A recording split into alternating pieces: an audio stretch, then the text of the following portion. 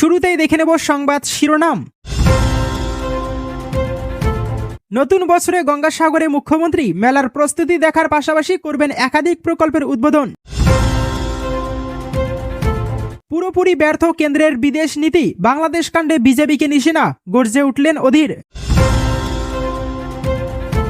এটাকে পশ্চিম বাংলাদেশ বানাতে চাইছে সরকার, তাই ছুট দিয়ে রেখেছে বিস্ফোরক মিঠুন। ভোটমুখী বার্তা নিয়ে 26শে ডিসেম্বর অভিষেকের ভার্চুয়াল বৈঠক। ইউনূস মমতার পার্থক্য কোথায়? কলকাতায় বাংলাদেশ কাণ্ডের প্রতিবাদে পুলিশি লাঠিচার্জের প্রতিবাদে সরব শুভেন্দু অধিকারী। মুখ্যমন্ত্রী মারাত্মক মিথ্যে কথা বলে, ডিএ নিয়ে মমতার মন্তব্যে শোরগোল, পাল্টা দিলেন মলয় মুখোপাধ্যায়। সম্মানীয় দর্শক বন্ধুরা, এতক্ষণ শুনছিলেন আজকের সংবাদ শিরোনাম। এবার আসছি বিস্তারিত সংবাদে। তার আগে আপনার কাছে ছোট্ট একটি অনুরোধ, ভিডিওটিতে একটি লাইক দিয়ে আমাদের চ্যানেলে নতুন হয়ে থাকলে অবশ্যই চ্যানেলটিকে সাবস্ক্রাইব করে পাশের বেল বাটনটি অন করে রাখুন নিত্য নতুন খবরগুলি সবার প্রথমে দেখার জন্য। গঙ্গাসাগর মেলা ও পুণ্যস্নানের আগে প্রশাসনিক প্রস্তুতি খতিয়ে দেখতে সাগরে যাচ্ছেন মুখ্যমন্ত্রী মমতা বন্দ্যোপাধ্যায়।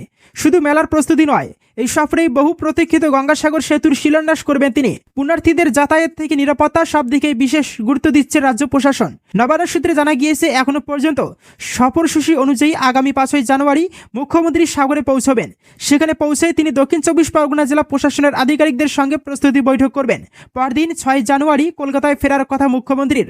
নবান্নের এক প্রশাসনিক প্রস্তুতি বৈঠক থেকেই মুখ্যমন্ত্রী আগেই জানিয়েছিলেন, মুড়িগঙ্গা নদীর উপর দ্রুত সেতু নির্মাণের আনুষ্ঠানিক সূচনা করা হবে। সেই ঘোষণা মতোই তিনি যখন সাগরে যাবেন তখন সেখান থেকে গঙ্গাসাগর সেতুর শিলান্যাস করবেন। এই সেতু নির্মিত হলে তীর্থযাত্রীদের আর ভেসেলের জন্য অপেক্ষা করতে হবে না। প্রায় 17 কোটি টাকা ব্যয়ে এই সেতু নির্মাণ করা হবে বলে 4 বছরের মধ্যে কাজ শেষ হওয়ার কথা। উল্লেখযোগ্যভাবে কেন্দ্রীয় সরকার কোনো অর্থ না দিলেও রাজ্য সরকার সম্পূর্ণ নিজের খরচে এই সেতু নির্মাণ করছে। মুড়িগঙ্গা নদীর উপর প্রায় 4 কিলোমিটার দীর্ঘ হবে গঙ্গাসাগর সেতু। আগামী 14 জানুয়ারি পৌষ সংক্রান্তিতে গঙ্গাসাগরে পুণ্যস্নান হবে। যদিও মেলা শুরু হবে 10ই জানুয়ারি থেকে, চলবে 16 জানুয়ারি পর্যন্ত। এবছর কুম্ভ মেলা না থাকায় গত বছরের তুলনায় ভিড় আরও বাড়তে পারে বলে মনে করছে প্রশাসন। সেই কারণেই আগেভাগে সমস্ত দপ্তরকে প্রস্তুতি সেরে রাখার নির্দেশ দিয়েছেন মুখ্যমন্ত্রী সাগরে গিয়ে মন্দির চত্বর ও সংলগ্ন এলাকার ব্যবস্থাপনা, ভিড় নিয়ন্ত্রণ এবং নিরাপত্তা ব্যবস্থা নিজে খতিয়ে দেখবেন বলেও জানা গিয়েছে। নবান্ন সূত্রে খবর, নিরাপত্তার দায়িত্বে থাকবেন প্রায় 15,000 পুলিশ, পাশাপাশি 3,500 ভলেন্টিয়ারকে প্রশিক্ষণ দিয়ে ভিড় সামলাতে পাঠানো হবে। এবার আসছি পরবর্তী সংবাদে। মার খাচ্ছে ওখানে, এখানে বিজেপি দেখাচ্ছে হিন্দু প্রীতি।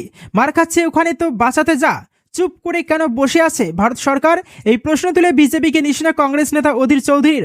বাংলাদেশে লাগাতার হিন্দু অত্যাচার নিয়ে আসরে নেমেছে বিজেপি। সম্প্রতি বাংলাদেশে হিন্দু যুবককে নির্মমভাবে পিটিয়ে মেরে গায়ে আগুন ধরিয়ে দেওয়ার ঘটনায় পথে নেমেছে গেরুয়া শিবির। শুভেন্দু অধিকারীর নেতৃত্বে যে মিছিলের আয়োজন করা হয়, সেই মিছিলে হাজার হাজার মানুষ অংশ নেন। বিধানসভার বিরোধী নেতা শুভেন্দু অধিকারী মঙ্গলবার বাংলাদেশে হিন্দু যুবককে নৃশংস হত্যাকাণ্ডের ঘটনার তীব্র নিন্দা জানিয়েছেন। তিনি এই ঘটনাকে ইউনূস সরকারের লজ্জাজনক কর্মকাণ্ড হিসেবে অভিহিত করেছেন।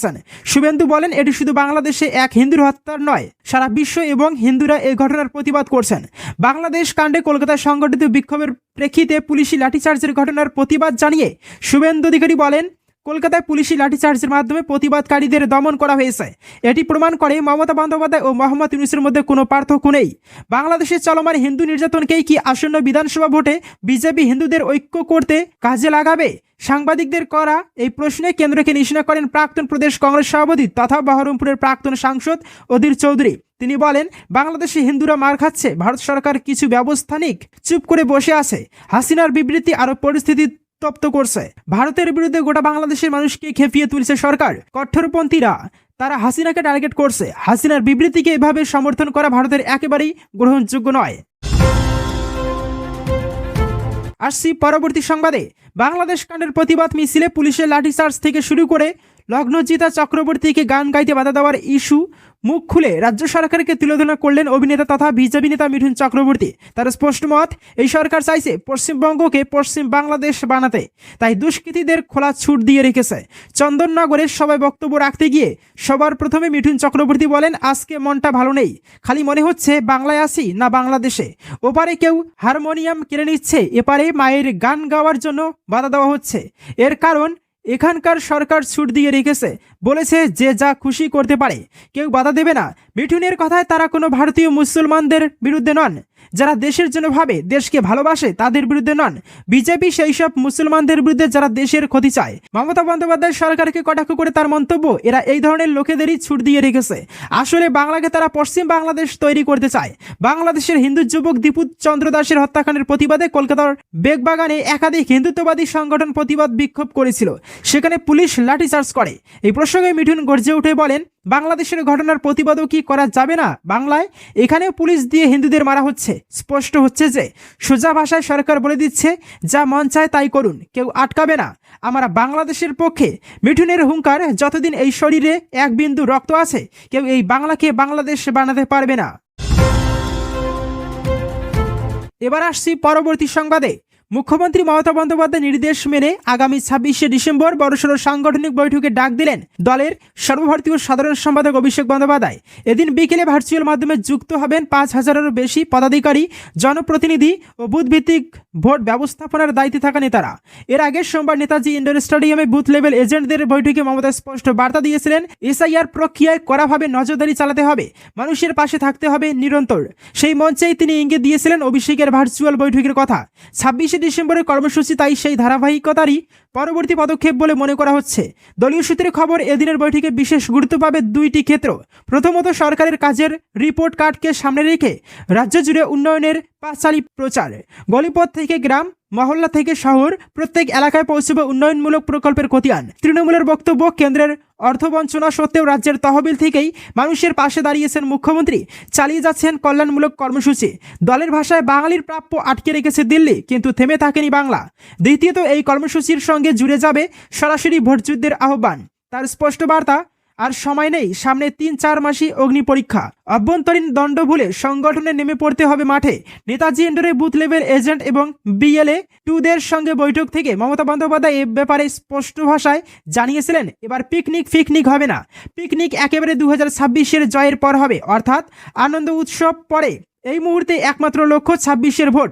দলেরই এক নেতার কথায়, বাংলাকে জমিদারদের হাতে পড়তে দেওয়া যাবে না। এটা সংগঠন বাঁচানোর লড়াই, মানুষের পাশে থাকার লড়াই। সব মিলিয়ে ভোট বছরে তৃণমূলের ভাষ্য, এখনই নামুন ভোট যুদ্ধে। এবার আসছি পরবর্তী সংবাদে। শুভেন্দু অধিকারী মঙ্গলবার বাংলাদেশে হিন্দু যুবকের নৃশংস হত্যাকাণ্ডের ঘটনার তীব্র নিন্দা জানিয়েছেন। তিনি এই ঘটনাকে ইউনূস সরকারের লজ্জাজনক কর্মকাণ্ড হিসেবে অভিহিত করেছেন। তিনি বলেন, এটি শুধু বাংলাদেশে এক হিন্দুর হত্যাকাণ্ড নয়, সারা বিশ্ব এবং হিন্দুরা এ ঘটনার প্রতিবাদ করছেন। আগুনে পরিবারের পোষ্যের মৃত্যু হয়েছে। ঘটনাস্থলের কাছে হিন্দু সম্প্রদায়কে লক্ষ্য করে একটি হুমকিমূলক ব্যানার উদ্ধার হয়েছে, যাকে ঘিরে নতুন করে আতঙ্ক ছড়িয়েছে। স্থানীয় সূত্রে জানা গিয়েছে, চট্টগ্রামের বাসিন্দা বাবু সুকুলি বাড়িতে এই ঘটনা ঘটে। আগুন লাগার সময় পরিবারের সকল সদস্য কোনো ক্রমে বেড়া টপকে পালিয়ে প্রাণ বাঁচাতে সক্ষম হন, তবে ঘরের ভিতরে থাকা যাবতীয় সামগ্রী সম্পূর্ণভাবে পুড়ে ছাই হয়ে যায়। স্থানীয় বাসিন্দারা জানিয়েছেন, ঘটনাটি পরিকল্পিতভাবেই ঘটানো হয়েছে।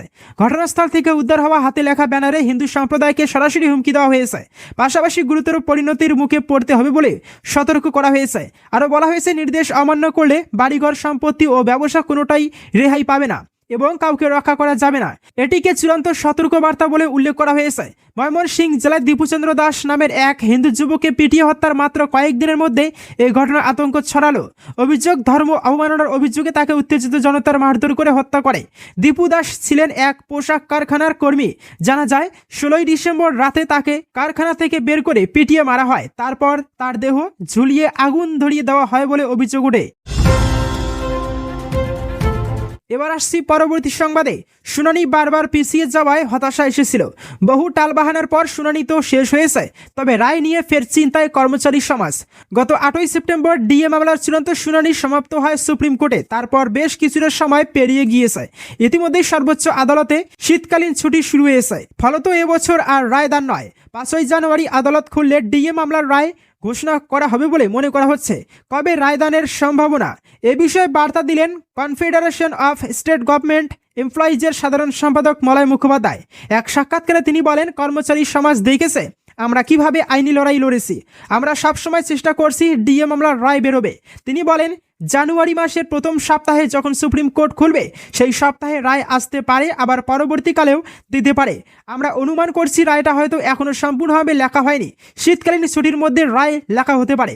জানুয়ারি মাসের প্রথম বা দ্বিতীয় সপ্তাহের মধ্যে রায় প্রকাশ পাওয়ার সম্ভাবনা রয়েছে। মলয়বাবু আরও বলেন, আমরা জানি না সর্বোচ্চ আদালত ঠিক কোন দিন রায় দেবে। রায় কবে ঘোষণা হবে তা আমরা জানতে পারবো মাত্র 1 থেকে 2 দিন আগে। সম্প্রতি ধনধান্য অডিটোরিয়ামে বিজনেস কনক্লেভের মঞ্চ থেকে ডিএ ইস্যুতে বড় মন্তব্য করেন মুখ্যমন্ত্রী মমতা বন্দ্যোপাধ্যায়। তিনি বলেন, ডিএ দেওয়া ম্যান্ডেটরি নয়, তবুও আমরা প্রতি বছর 8% হারে ডিএ দেই। এই বিষয়ে মলয়বাবু বলেন, মুখ্যমন্ত্রী মারাত্মক মিথ্যে কথা বলেন। কর্মচারী সমাজ জানে, কারণ ডিএ তো কর্মচারী সমাজ পেয়েছে। পঞ্চম বেতন কমিশনের যে এক কিস্তির ডিএ 54 মাস পরে দিয়েছে সেটা তো আমরা তুলে ধরেছি। ষষ্ঠ বেতন কমিশনের মোট 5 কিস্তির ডিএ দিয়েছে।